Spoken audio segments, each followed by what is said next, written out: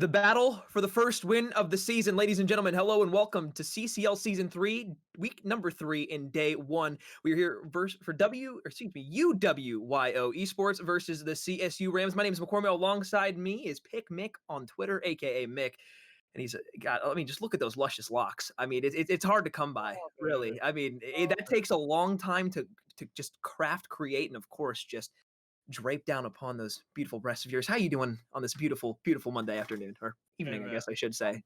I'm doing what I can. We're kind of in the middle of a snowstorm, but we're gonna manage as best we can. That's why I got the whole bundled up package going on here. But overall, great day so far, and hoping to carry it out tonight. Casting, for these two wonderful teams, hoping to see on board. Well, wonderful is an understatement when it comes to these two teams, both looking for their first win here inside of the CCL. I'm actually quite excited to see two 0-4 teams do battle here inside of week number 3, because that means that one, there are going to be some crazy plays. Two, a team finally gets to boast a win in the win column. And 3, each team gets bragging rights over the other if they do go ahead and take them down. But folks, I think it's important that we touch on some of the games that have happened already on both the Alpha and the Bravo stream today. Taking a look at what happened on the Alpha stream first, SDSU Jackrabbits unfortunately lost in an 0-3 rout to the NWM SUS Bearcats. I know it's a mouthful to say. I do apologize, but they did take them down 3-0. And then, of course, in that last best of 5 series, I believe it was the side of Illini Blue who actually took down SIU Black. So that was a barn burner in a game number 5 that went down to the wire. But talking about Bravo, we did have a gap there on the Bravo streams. We did show you the Alpha coverage for a little bit of time. It was the side of CSULB taking down the Crimson Gang in a 3-0 rout as well. So games have been relatively one-sided, except for the one that we have between SIUE Black and Illini Blue. This map here, Mick, what are we expecting to see from both of these two teams who are defeated thus far? We're looking at, a pretty rough matchup here, but, thankfully these teams are equally skilled right here, in terms of their records. So going forward, I feel like everything's going to be fairly even, and we're going to see a lot of close scores here. I'm hoping to see, from past experiences and looking at these teams, they've ran some scores on the board a little bit. We got the Rams trying to kind of manage what they got. All the teams they've been facing so far are super big names. They're more higher up place in terms of, where they're standing right now, especially facing CU Black, Colorado Boulder, they're a huge team to be reckoned with, as we see in the leaderboards this week. They're among, the top 15. So they're definitely a force to be reckoned with. Both these teams are really hard kind of conferences here, but, today's going to be the day that they can stand out. They can finally get some momentum going and finally get a win on the board to show that they have something to stand for going forward. And really, as the season progresses out, they have something to play for. Yeah, well, momentum is going to be the key here in game number 1. Of course, the team that goes 1-0 in the series is going to have, of course, that advantage. So right off the rip, 4-0 start for the side of UWYO Esports. They've got inside the hill. However, the CSU Rams have gone ahead on attack mode, got inside the point for a little bit of contested time, and now forced them to spawn all the way back over towards P2. However, the good news for the side of UWYO Esports is that they do have, at least for the meeting time, those back spawns over for P2, but we do look at pawn and maybe switching a class there or something like that, a little bit late to the party. But as we get ready to go over towards P2, over towards that back UPD hill, it is going to be the side of UWYO who do have the spawns for the meantime.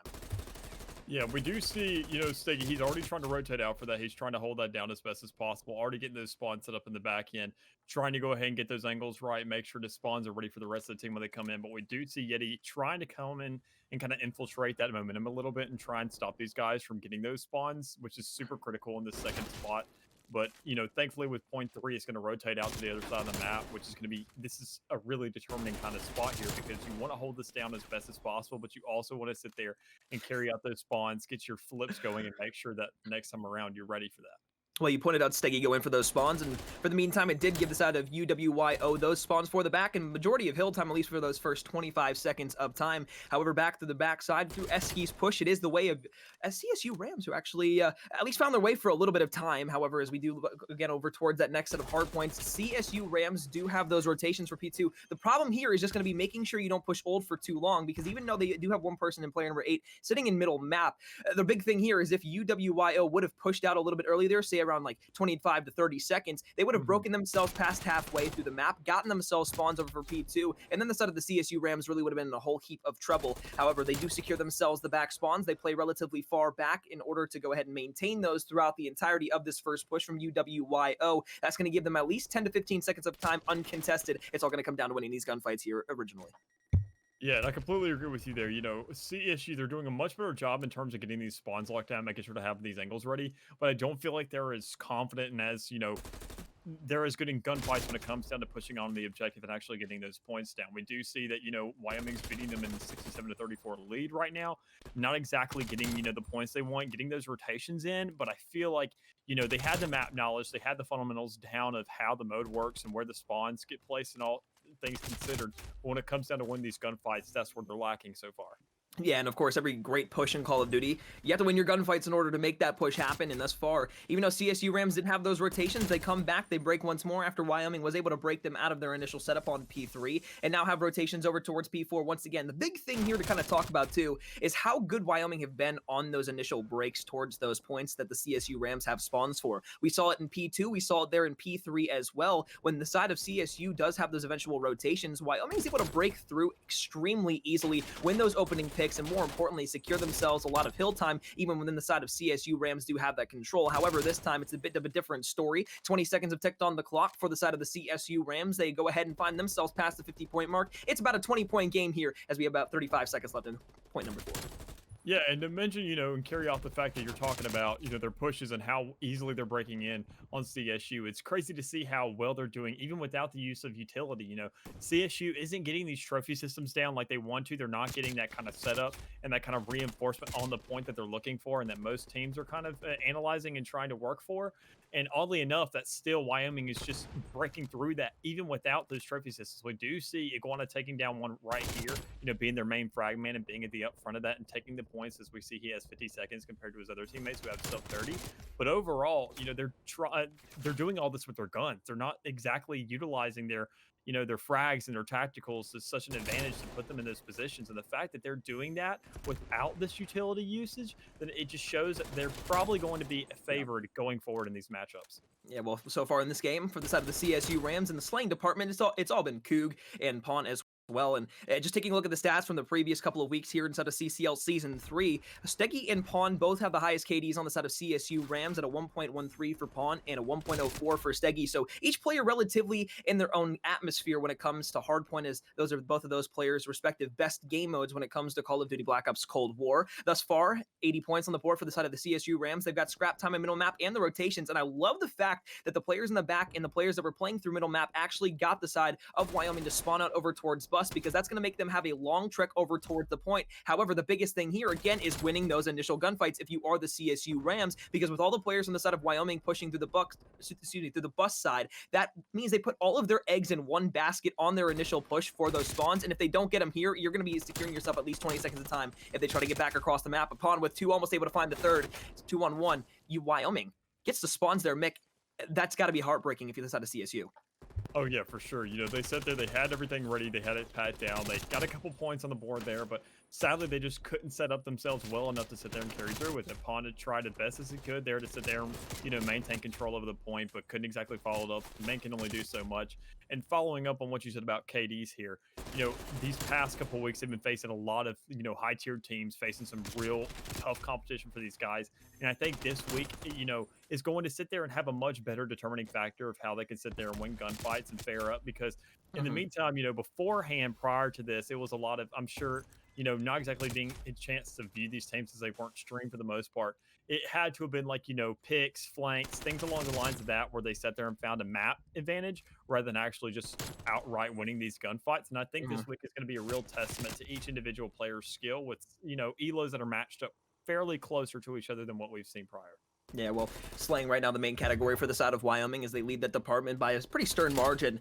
But the one thing I want to take your attention to, folks, is on the mini-map, you see all the players from Wyoming all the way over towards P3 watching this back hill. And the biggest thing here was when the side of CSU was pushing over towards P2, they actually played for about 15 seconds of scrap time, which allowed Wyoming to get the majority of their pull. That's an unfortunate gunfight there for Iguana, as he's unable to even get one of those two players, leaves one shot. However, the flank from Razzle Dazzle and the pinch play is going to commence. But what I was going to be saying was CSU CSU pushed for about 15 seconds of scrap time over towards P2. And the biggest thing about that is because on the rotations towards P3, what you've got to realize on a bigger map like Moscow, where the points are so spread out across the map, if you don't push your players across the map at least at 20 to 25 seconds, you're not likely to hold down spawns. And P3 is such a hard hill to break that it's going to be extremely difficult to get even your players across halfway through the map to even try to contest. And that basically gave Wyoming a full 60 seconds over towards P3. So unfortunate pushes there, maybe a little bit of miscommunication between the team trying to hold down something that wasn't there. But as we look over towards P number 4, it's the side of Wyoming who has a very, very stern margin. Yeah, and I think a big part in play of that is Razzle Dazzle's role in that P3. You know, over there next to the window and over there by the staircase, and utilizing those spawns, having a huge peak and a lot of rotations and a lot of open space to work with. That's always my favorite place to look at, because that same exact man sits there. He watches for flanks and he also holds down spawns, being a huge player in terms of, you know, that exact spot, and also getting things set up for the next role, because he has such easy access to push out the buses and go ahead and set up that next point.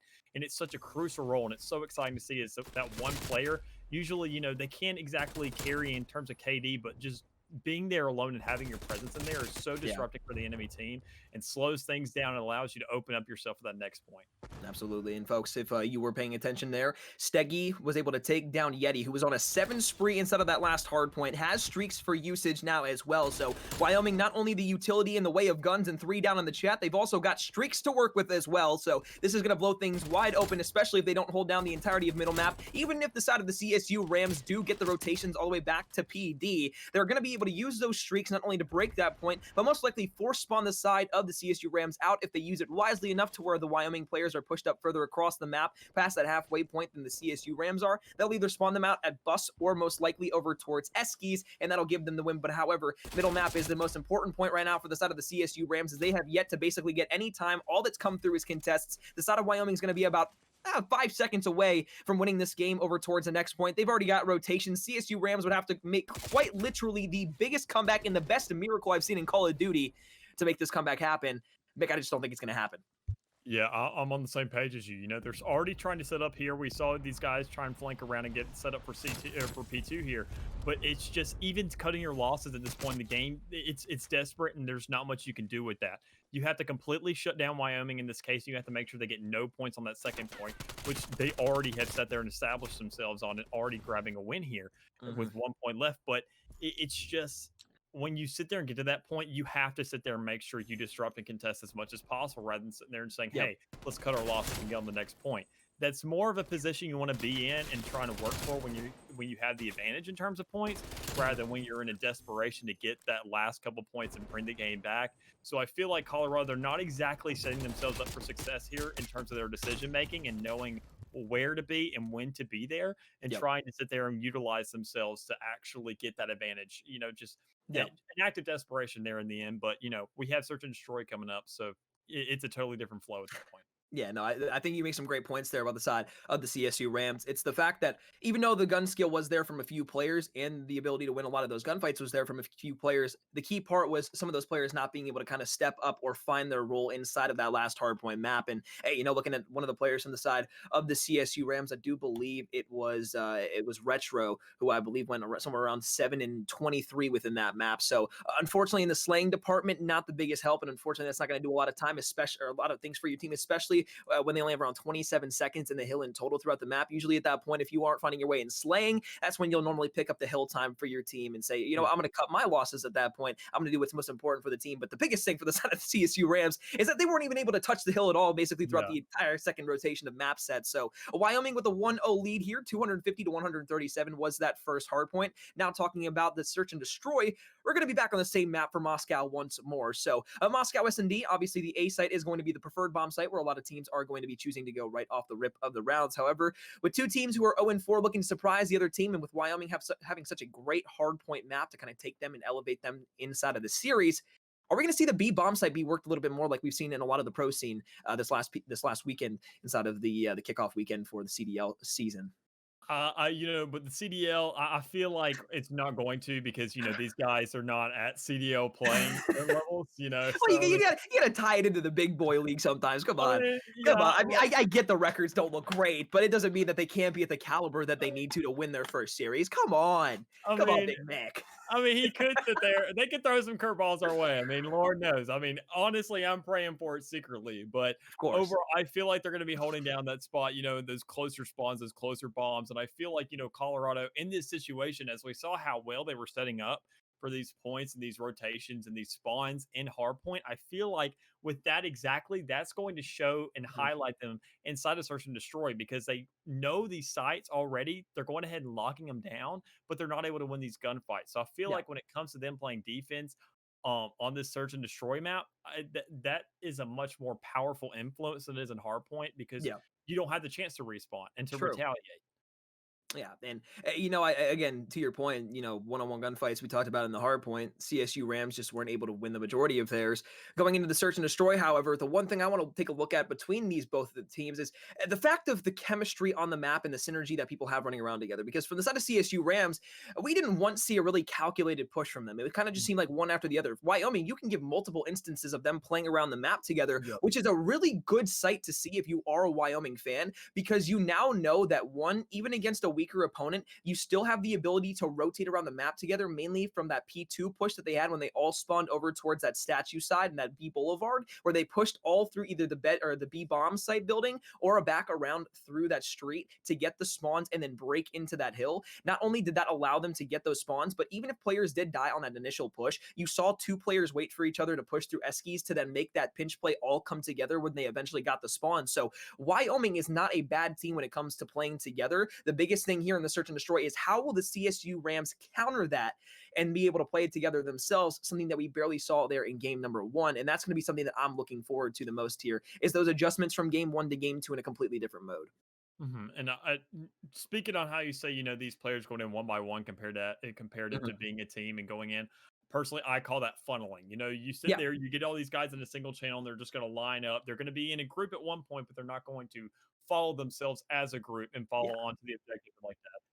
So, following into that, these guys, that's exactly what they were doing. They were funneling Mhm. themselves into deaths. And usually, if you have a very good fragging kind of team who can sit there and that one man can get a kill and get a trade, and then another man can follow in, you can eventually get the advantage by sitting there and having a last man right there on the point to win that gunfight. But if you're not sitting there able to win those gunfights, funneling doesn't work for you and it doesn't work Yeah, for your team. You have to sit there and utilize, especially when we're talking about these guys and where they place in the conference, you don't need to yeah. be utilizing that tactic.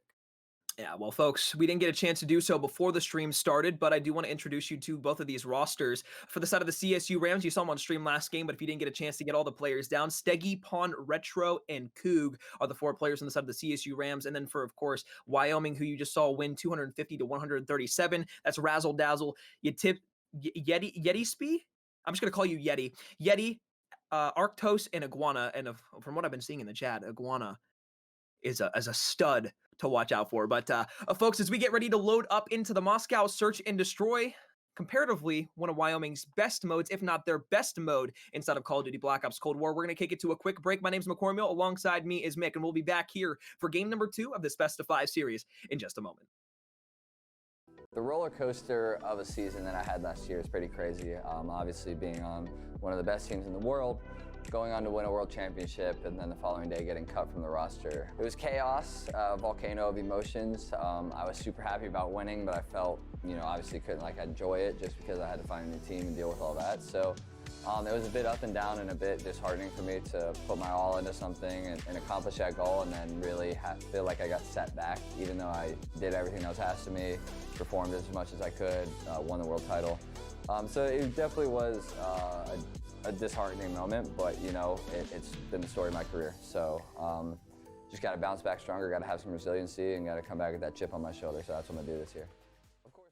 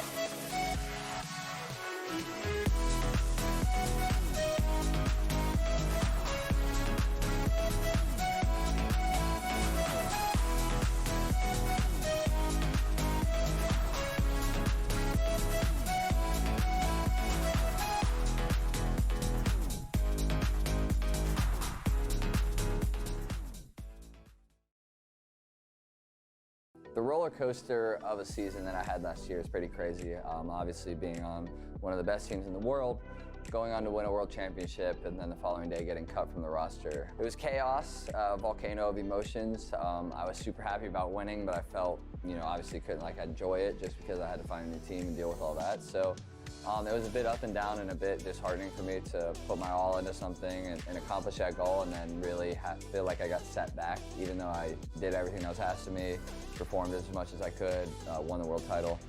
So it definitely was a disheartening moment, but it's been the story of my career. So just got to bounce back stronger, got to have some resiliency, and got to come back with that chip on my shoulder. So that's what I'm gonna do this year. Of course.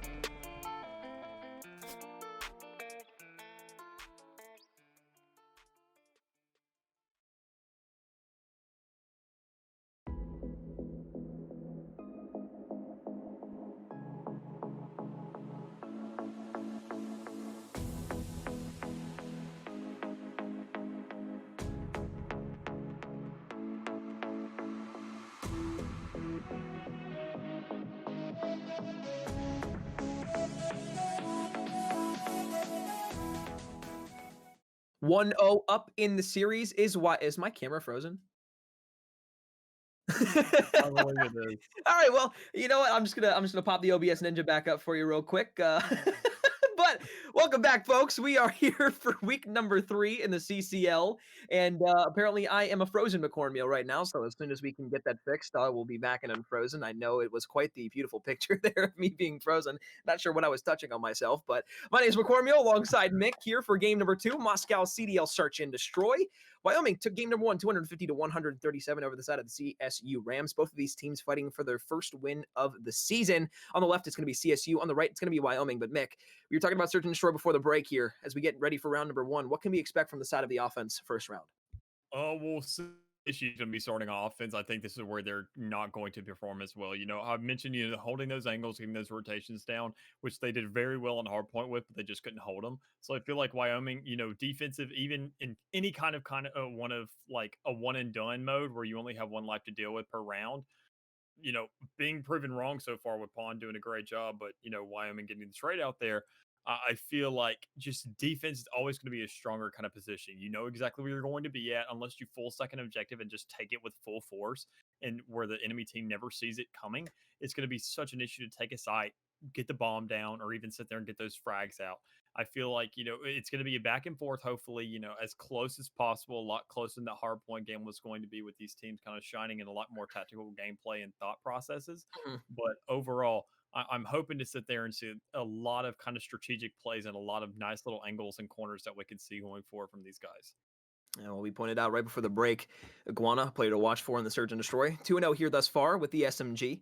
Looking towards the Eskies for a quick push from the side of the offense, and it is going to be Cuckoo pushes up, but that's going to be 3 down immediately for the side of the CSU Rams. And again, one of the big things we talked about after that first hard point was the synergy between these the team of the Wyoming roster, and they are just looking so good thus far. Every site that they've pushed, it's been together. Every angle that they've pushed, it's been together, and no teammate is leaving the other in a very bad position or leaving them in one-offs where they're kind of just left in the zone of the map where they are left out in a circle or left out on an island. But right now, thus far, Wyoming looking good after the first 2 rounds of Search and Destroy, 3-0 from Arctos and Iguana, respectively.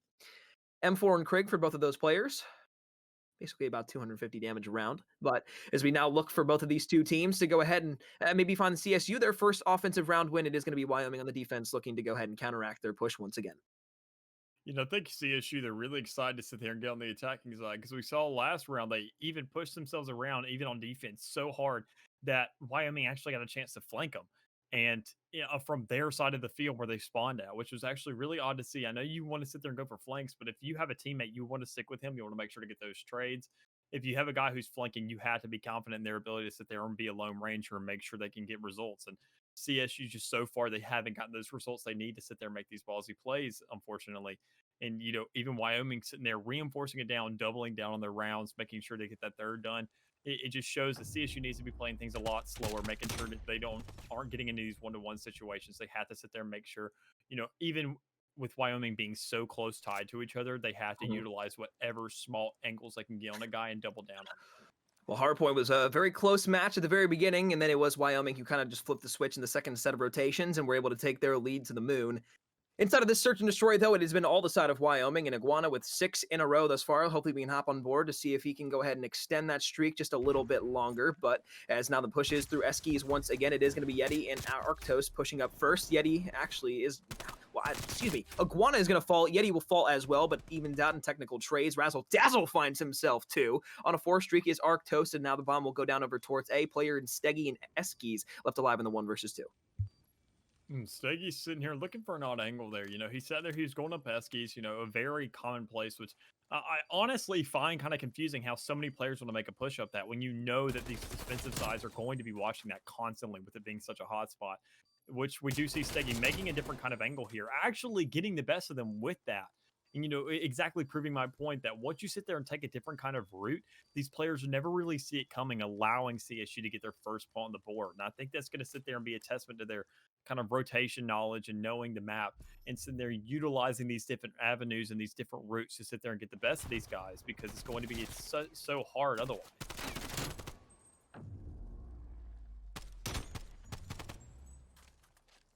I think we may have lost McCormiel.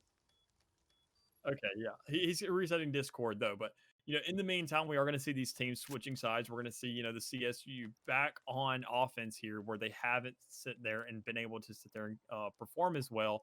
But in the meantime, we're also going to see Wyoming probably sit there and make sure these rounds are going to be doubled down and make sure that on this defensive side that they're going to sit there and show that even if you're going to get around on the board, we have to make sure you hold it at that, because we sat there, we dominated you in hard point. We don't want to make sure we hold you down in search. So whenever it comes around into control, y'all's confidence is completely diminished and taken from y'all. So it just makes it a quick 3-0 for us if that's what this comes down to.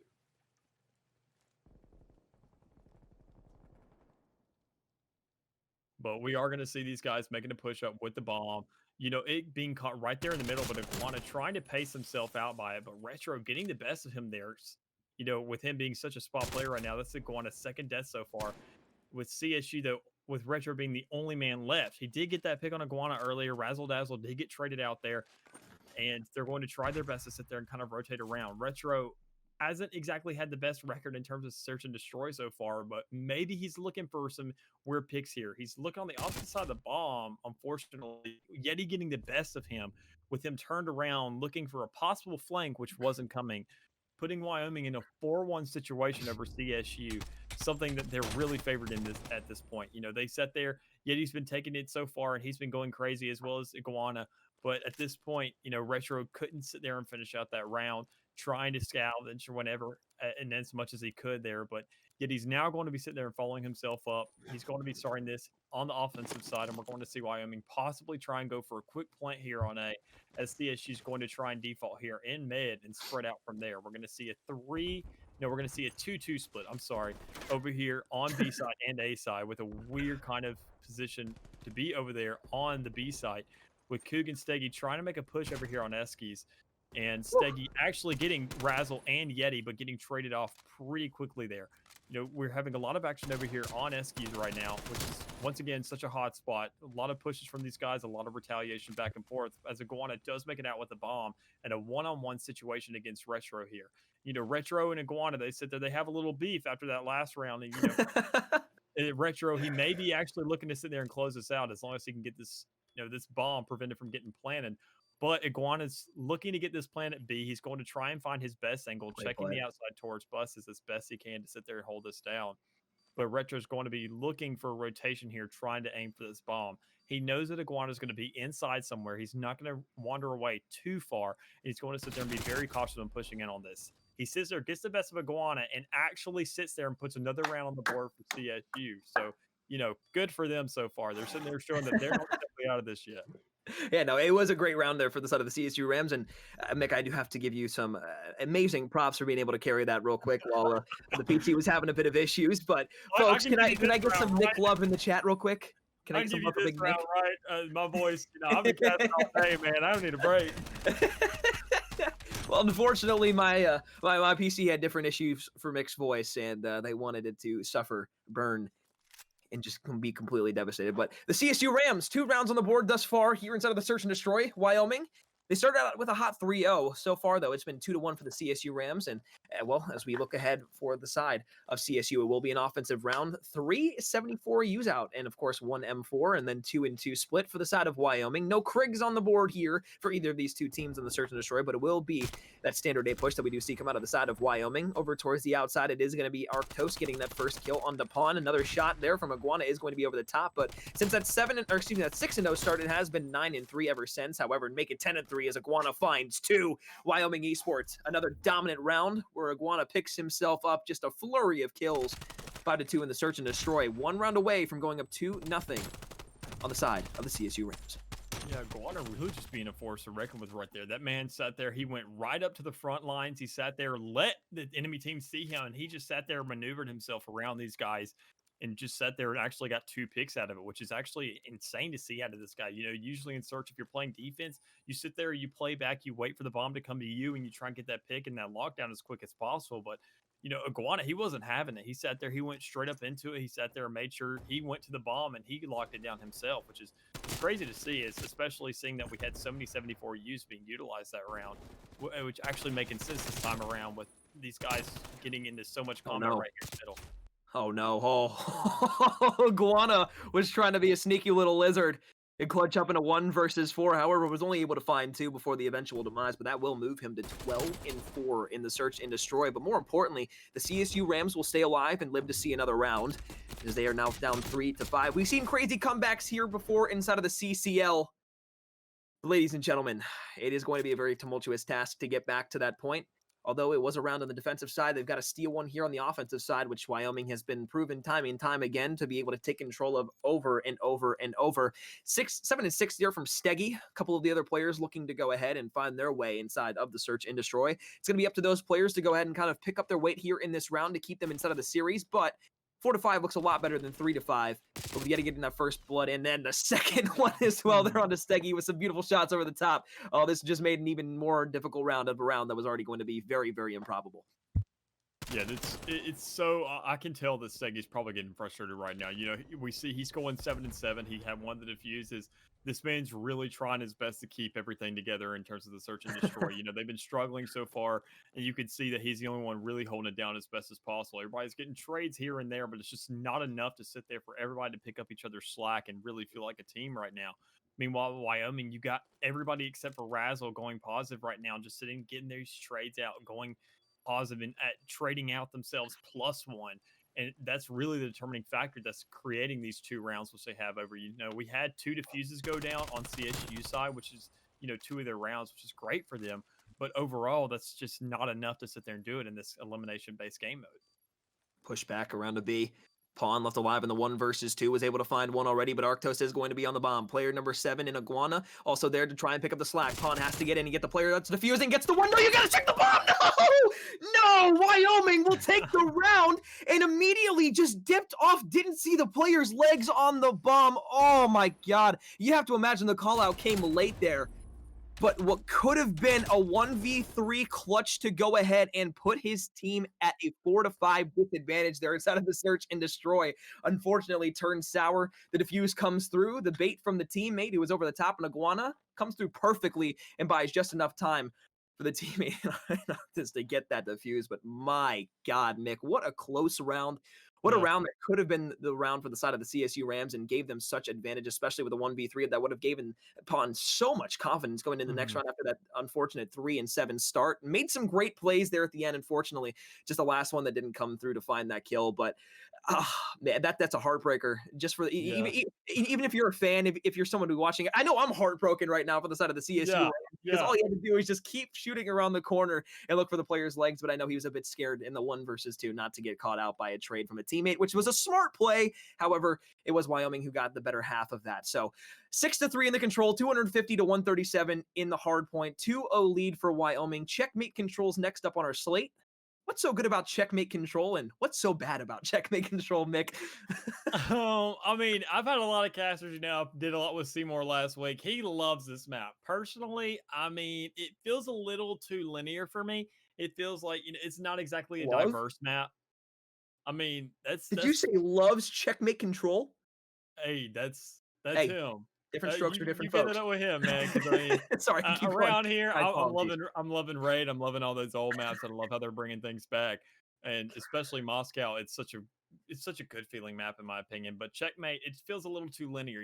Everything it's too open right there in the center. There's too many lineups right there off the bat, and there's too much plane control. It feels like a very kind of tug of war kind of deal, a comparative, almost a Garrison in that sense. Okay.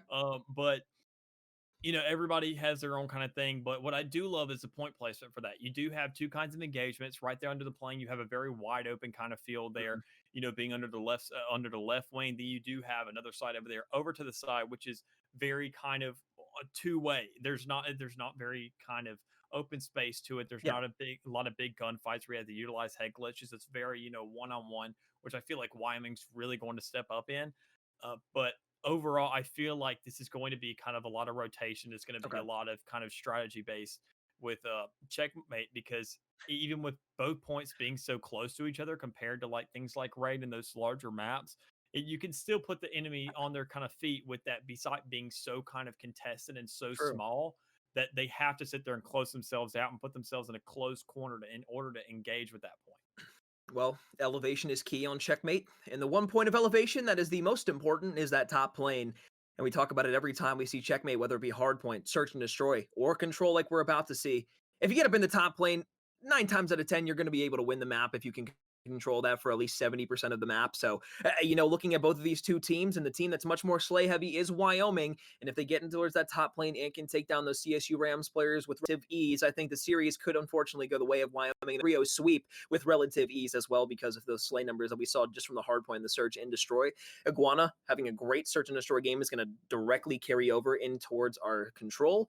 And the players that went off in the hard point are going to also have a direct impact on this game as well. Hard point, search and destroy, obviously very different, but checkmate can, or rather not just checkmate, but control and S&D play a little bit more together in the ways of how they're formatted with the round-based system, and of course having a limited amount of lives. Going in from that Moscow search and destroy, knowing that you only have one life, going towards one where you have a lot of lives can be, I guess, big enough of effect to kind of relatively shape your mindset in a different Yep. way. However, I will say the one thing that I do really like about the mindset change between both of these two games and the interesting dichotomy between the two is the fact that in control, a lot of people feel like, especially at a lower tier level, that they can kind of just throw their lives away and throw wayside, Mhm. kind of directly keep challenging. But like S&D, you do have to play your lives to some point, especially in a lot of those early engagements in the beginning of the round, because you get 4 down right off the rip, you're done. But more importantly, if you're just continuously challenging, sprinting forward, not really looking either from your spawn or looking for that secondary gunfight that could be there for a trade, you're going to at least risk your teammates a couple of lives. Every single life that you give away is so big. And players that, throw away 7, 8, 9 lives in a round are really the culprits of that the most, and the most unfortunate part of any team's push on any map in control. Yeah, and we do see, what I've seen constantly is a lot of teams sitting there trying to constantly push for B. I haven't seen too much utilization of A, and that's really where the best teams shine, where they show that they can split themselves up and try and get the best of the enemy team by splitting these, putting them in a point of disarray and trying to scatter to sit there and isolate themselves in order to win these maps. As we do see these guys going for rehost Ray here, not sure which side, is at fault for that. But, just to discuss a little more on the map, that, checkmate you do see as you see these guys kind of throwing away their lives, and I feel like with Wyoming we saw Razzle Dazzle go right on to B site, Yep. which usually with Razzle Dazzle, no offense to the man, he's done a lot in terms of objective and getting time and, playing a disruptive kind of wild card role.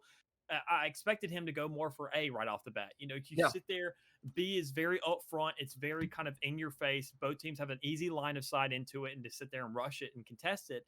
But absolutely. whenever you have a man who's more objective based, you always have those players who are very objective based.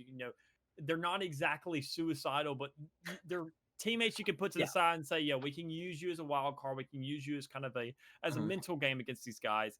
And that's exactly what A side is for checkmate. It's very linear. It's very off to its side. And if you sit Mhm. there and get too focused on B, you completely forget about it. And it allows a full time reset for the attacking team if they get there and get it by some chance. Yeah, especially with B being so wide open. We also got to talk about that top wing jump down as well onto the top Mhm. of B. We talk about those long range engagements that you can have over towards that B site, and of course the short ones that you can have are relatively dominated by those players who are getting in up close and onto that point. But really, the biggest danger is if you don't have plane control and you are the offensive team. If the defensive team wants to, they can just have two players up top plane slide on each respective part of the wing and then just jump down into the kill and get the kill. So, it's hard to say on this map what the best move is because Mhm. really there is no best move unless it fits your team in that respective and right Yeah. way. Because if your team is more of a slaying team, obviously you can go for B right off the rip and just be completely fine with it because you can get that top lane control easily. However, if you can't get your top lane control and you're a team that has relatively less lane power, to your point, push A first. You're going to have to get A. It allows for a lot more close combat play. It allows for your ARs maybe just kind of sit up over the top of you. But more importantly, there's a lot of angles where you can just sit in a corner and hide and can't get shot from top lane. You can't get shot from middle map. They're going to have to directly confront you in towards that point. But as we get ready to load up onto this control map, once again, ladies and gentlemen, Wyoming up 2-0 over the side of the CSU Rams. They've been relatively, how should I say this? Barn, no, they've been pretty spread out games. I can't sugarcoat it that much. It's been relatively one sided thus far. Wyoming has been extremely good over the side of the CSU Rams. Both teams looking for their first win of the season. Surprising to see Wyoming looking for their first win of the season. They looked really good, and it just as a whole entire squad. I guess it just goes to show how kind of competitive and really good that division is. Yeah, and just follow up with that, talking about how you said once again mentioning these guys are kind of more of an equal playing field, and I feel like now that we're later into the season, we are seeing these splits and these records like kind of form a little bit more. It's going to sit there and isolate, the guys who aren't exactly as competitive or don't exactly have just the natural skill or hardware to sit there and compete compared to those who are investing in Okay. every little advantage where they can. And as we see, what is it? CSU's already investing themselves over here on B side to sit there and make sure and shut down Wyoming. But we do see Pawn just rushing right past two men right there. I feel like, they may be going for spawn kills here because that's one thing I do want to mention is how easy it is to lock down teams in this mode. And Pawn actually trying to go for it here and being somewhat successful. I don't know if I'd call a 5 kill streak in the spawn of Wyoming. So I'd call that bloodshed on the battlefield. 5 in a row to start the game off. Confidence through the roof, seemingly, thus far, for the side of the CSU Rams. And even though defense is the relatively easier side here on Checkmate, it still comes down to winning those engagements. But when you've got a player like Pawn rushing instantaneously through middle map into the plane, getting back into their spawn, it's going to do wonders for your team. But big news for Wyoming, tick over towards B, now a tick over at A. They've got 3 players just stacking this point and looking towards the side of the CSU Rams spawn. And even though Steggy finds one there, they've got player number 3 in the plane in Arctos to watch over the top. Player number 4, if they get these initial kills over towards middle map, has time to rotate back to the team, give them reinforcements, but truly that might not matter as A might get capped by this final player in Razzle Dazzle. They'll give it up. They'll completely flop over to B, not wanting to give it up. But the most important part is even after Pawn was at 5-0, they're still up 2 lives on the side of Wyoming over the side of the CSU Rams on the offensive side with just 2 ticks needed to beat. Yeah, and Pawn can't exactly do everything in this mode. We did see him going to 5-1 right there in their spawn, but he did let men slip through and rely on his teammates there. And they for the most part, did lose those gunfights, putting them at a live disadvantage, especially with Wyoming being such a threatening force over there on the A side. They do win those they do win those close quarter combat gunfights. They sit there. They usually win most of them because they sit there and team themselves and exchange themselves for trades there. But we do see Razzle Dazzle doing the exact same thing Palm was doing, getting right up in their face, getting ready for this spawn, and just locking the guys down as they sit there and close out this first round. That flipped completely on its head. Wyoming seemed like they were on the back foot the entirety of that first initial push by the side of the CSU Rams, mostly due to Pawn being able to just completely fly through and slay the opponents out. However, after that fact, it was all the side of Wyoming who just spawn trapped the side of CSU all the way back over towards that top red sniper building and back in towards that P5 building as well. That really just kind of sealed the deal. Again, gunfight engagements are huge. And, well, just take a look at Razzle Dazzle. Artillery strike to use, even though it's not as useful on a map like Checkmate that's inside of a hangar. And of course, you've got 10 and 6 there at Yeti with a 2 streak in his back pocket. But we'll hop on board here with Razzle Dazzle up in towards top plane, looking to go ahead and find this initial engagement up towards the top on Retro. The wall bangs are through. He's going to actually get a little bit weak from the teammate shooting through, and of course, the other players that are pushing in towards this top plane. But the reload will come through. The push is back again. The great pinch there from his teammate as well. And player number 3, that's going to be Arctos up top. Razzle Dazzle now 8 in a row, looking for the spawn traps. Players number 5 and player number 6 over towards A, but more importantly, it's going to be Razzle Dazzle pushing up in towards the spawn, but a great kill there is going to get CSU Rams and buy them a little bit of time. Yeah, that was huge for Razzle Dazzle. Look at those 2 kills right there on the plane because, man, he already had an artillery strike. He was looking for that Predator missile, which he's already going to use, and he's going to sit there and try and utilize that as best as possible to lock these guys down. You know, CSU's doing a great job already on that A site, doing a really good job of getting that up front push, yet he trying to lock that down as best he can. But besides that, overall, just utilizing those score streaks and trying to use that to disrupt the team, because we did see Wyoming right up front trying to go ahead and make that push through plane, go ahead and get these spawn traps ready and make sure, you know, CSU's locked down. You know, a couple rats squeezing through the cracks there, you know, making sure that they can sit there and get some control on A, but Wyoming seeming to retaliate here and lock these guys down. And possibly if they keep this momentum going with 50 seconds left and a live advantage, you know, Wyoming's looking pretty set for this one. Streak utility came through over towards A, got those first 2 players from the Rams, cut them down. Last 2 are there. The pinch plays from Wyoming came through. They only lost 1 life in the process, retaking that A site, thanks to the score streaks coming through there from the man who is 17 in 3. Razzle Dazzle on another 5 streak, looking for 6. We'll find it. Retro out in the distance, make it 7 once again. Now off the respawn block. Here come the players from the side of the CSU Rams. Razzle Dazzle doesn't see anything over towards that back left. Looks over towards his right. We'll hop on board with Razzle Dazzle once again as he makes the play back over towards yellow. In secret, Coog is going to be the last player on A. The contest comes through. The kill goes down. Retro pushes through, finds the kill there. Razzle Dazzle now makes it 8.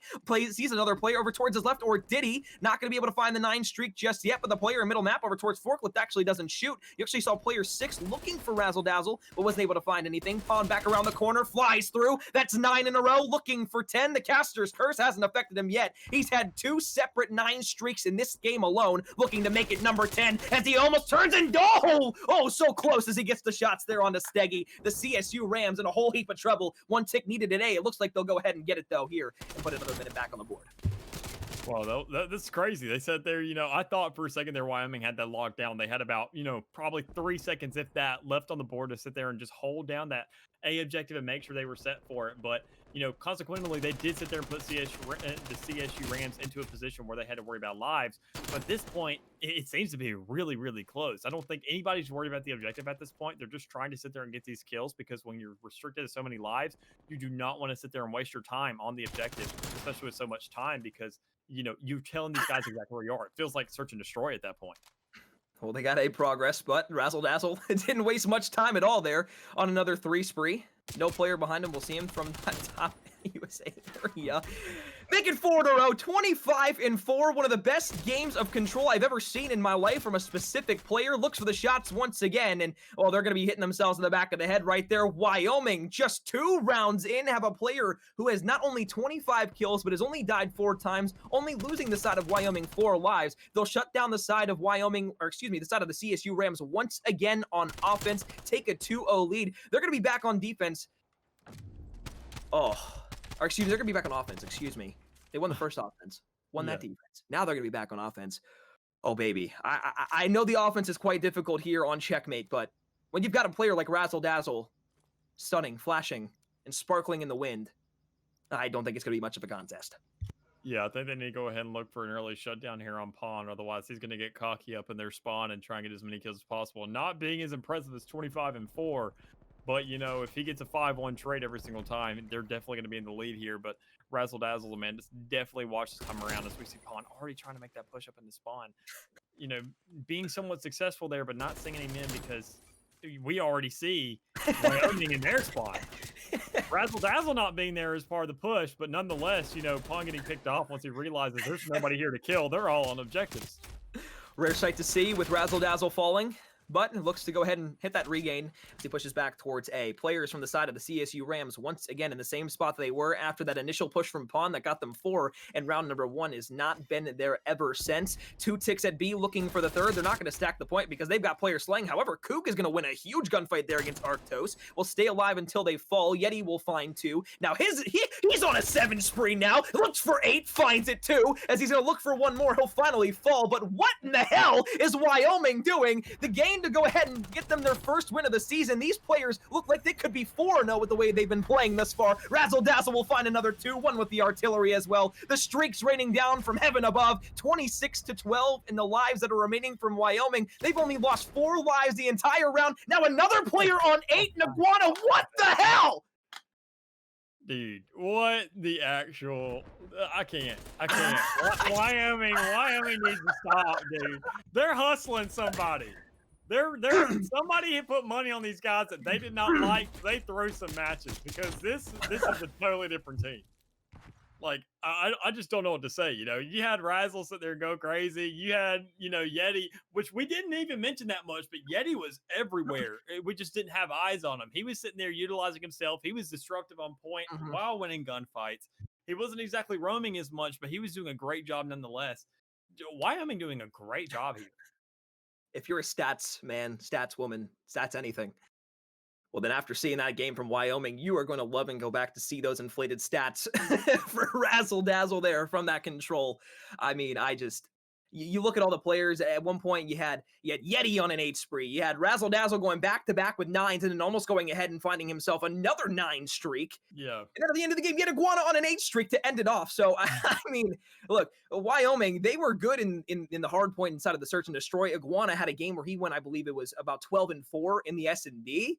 But now looking ahead to the checkmate, I don't think any one of us in the chat, any one of us here on the desk, or anyone on production could have even guessed that there would be that many streaks for that many players coming throughout the entirety of that checkmate. Testament to how good Wyoming can be.